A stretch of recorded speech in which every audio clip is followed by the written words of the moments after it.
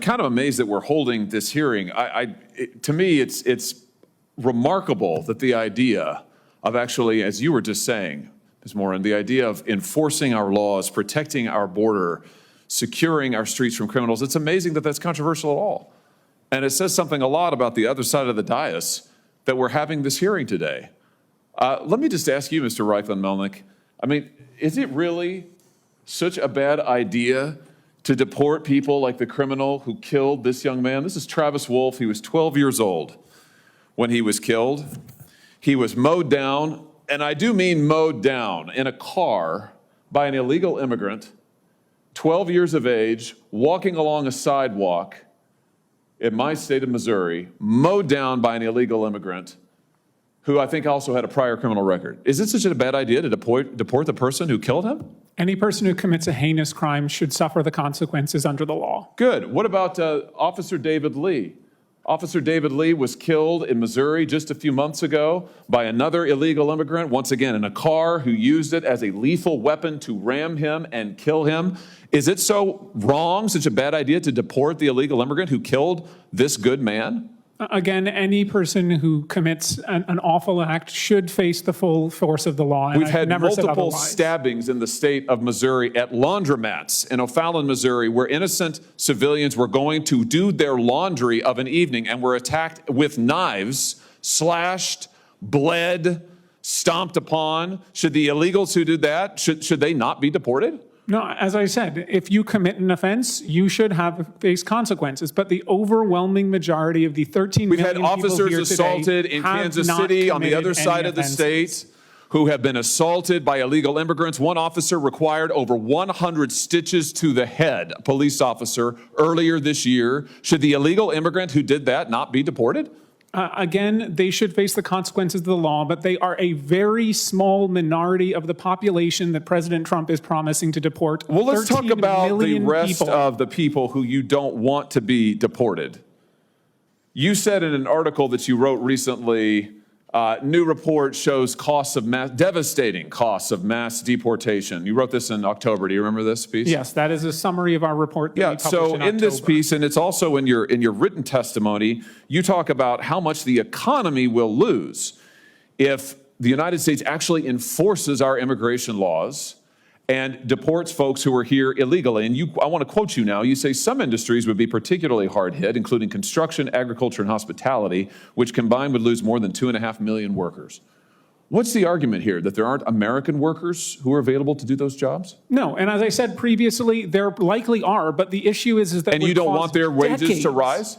I think that we want to pass a path to citizenship so we can have a level and fair playing field for every American. Why would you want American citizens and those who are here lawfully to have to compete against illegal immigrants who, by the way, are often paid not minimum wage, who are not given the federally mandated benefits precisely because they're here illegally? Why would you want to drive down the wages of millions of working Americans who can't get those jobs in construction, agriculture, and hospitality because illegal immigrants are getting them? Suppressing wages in the meantime. Why would you want to do that? Well, if you didn't hear from my initial testimony, you know I don't want that. Oh, listen, I read your testimony word for word, and I've been watching it, and I know what the answer is.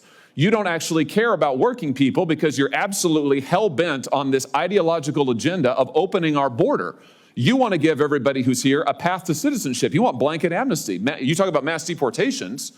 That's your word, not Trump's. You want mass amnesty, right? It's right here in your testimony. We want a path to citizenship for people who pass a background check, who pay a fine. That's amnesty, who you just said is millions of people, 13 million people. Right, 13 million people you want to dump into the labor force. They are already who will drive in the labor force, illegally. Senator. They're here, yes. taking jobs from American citizens. And perfect. So here's your plan. So just if you're wondering, America, here's the Democrats' plan. Take the 13 million plus illegals who are here, taking jobs from Americans, taking wages down, taking health care benefits, and bring them here legally so that they can continue to drive down wages, flood the labor force, and suppress Senator Hawley, they can't flood the labor force if they're already part of the labor force, which is the economic issue today. They are flooding the labor force now. That's what's happening now. Why do you think wages have flatlined? The majority have been here for over 15 years. Many millions have been here since the Reagan administration. And what has happened to working class wages in that time, Mr. Reichlin-Melnick? Working class wages are currently going up. Yes. Oh, really? They've gone up over the last 15 years? Over the last 15 years, I will have to consult the economists on that matter. Yeah, they're down, way down. What world do you live in? Listen, Senator Hawley, here's the deal. The American people just voted. The American people just voted. Well, you know what? It's my time, not yours. So you're here to answer my questions, not to offer a soliloquy. And let me just end with this. The American people just got a good look at your economic program, and they voted against it. We've had an open border for the last 4 years. We have had de facto amnesty, as you yourself just said, for the last 15 plus years. It has been a disaster. People have died because of it. Wages are lower because of it. Our streets are in chaos because of it. And now you and the Democrat Party just say more of the same, more of the same. Let's double down. I would just say to you, I think that's insanity. I think it's total insanity, and the American people do too. Senator Hawley, we have a choice. We can either hurt the economy or help the economy. And if we want to deport 13 million It hurts the economy to give American workers jobs? Senator from Texas.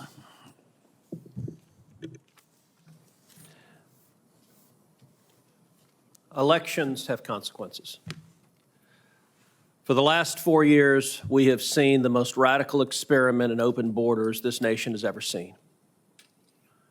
There are many reasons the American people showed up in overwhelming numbers to vote to re-elect Donald Trump, to elect a Republican majority in the Senate, to re-elect a Republican majority in the House, but there was no reason more front and center than the open borders of the last 4 years. And I have to say, I think there were a number of us wondering, did any of the Democrats in Congress learn anything from the election? And the existence of this hearing makes very clear the answer is no. We've seen 12 million people come into this country illegally under Joe Biden and Kamala Harris. My home state of Texas has seen more than any state in the country. There is a reason that the Rio Grande Valley, which has been Democrat for over 100 years, flipped red this election.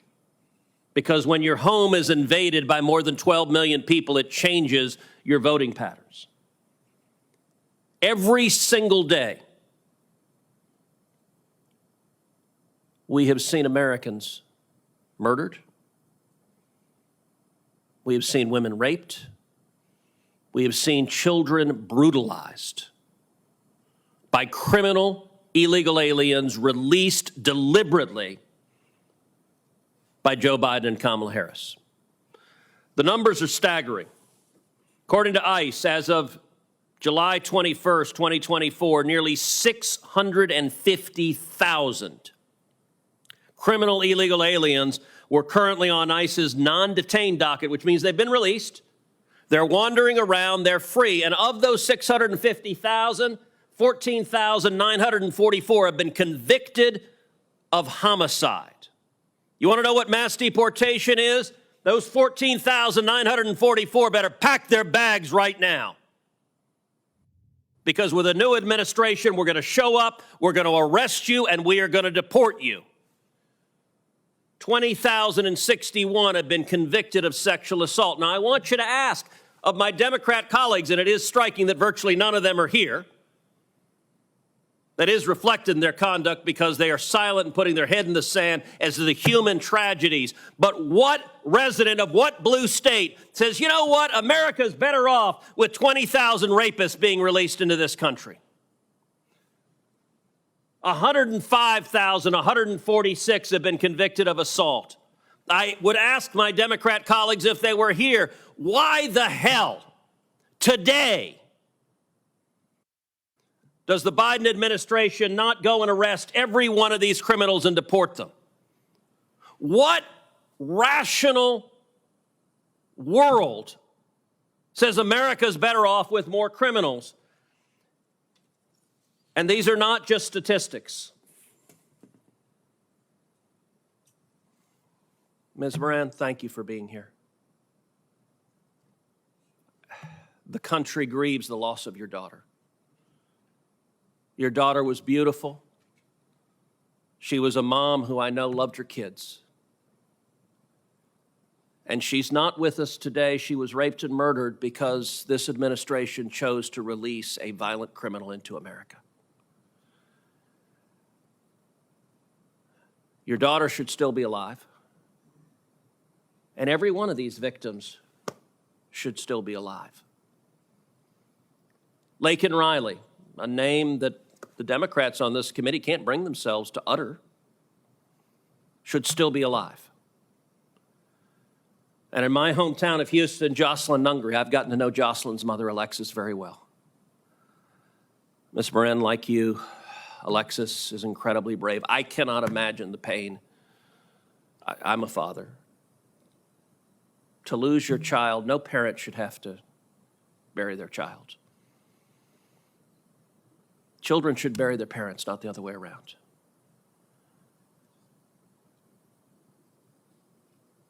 It is wrong what happened to you.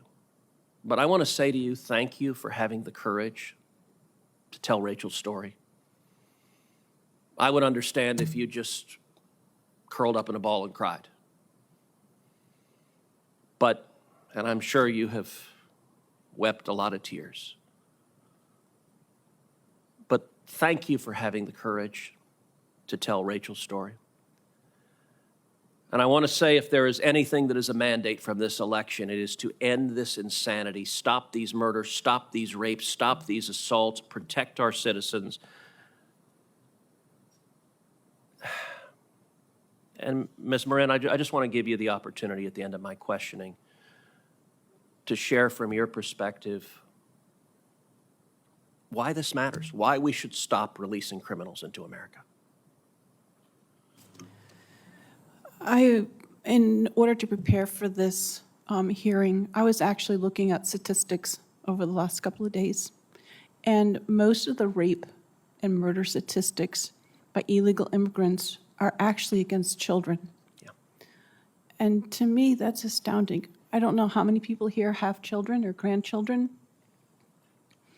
but can you imagine your 7, 8, 9-year-old daughter being forcibly raped by a stranger, sometimes multiple times?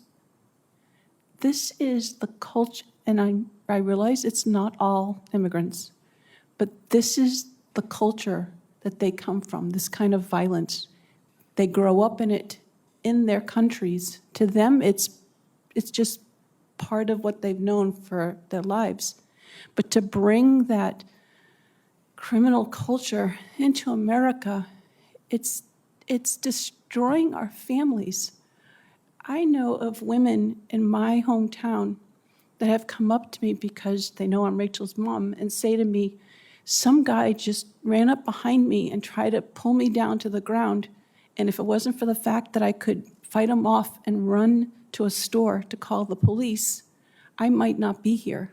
And in one incident, that man had attacked 7 other women. Wow. Why are we allowing this?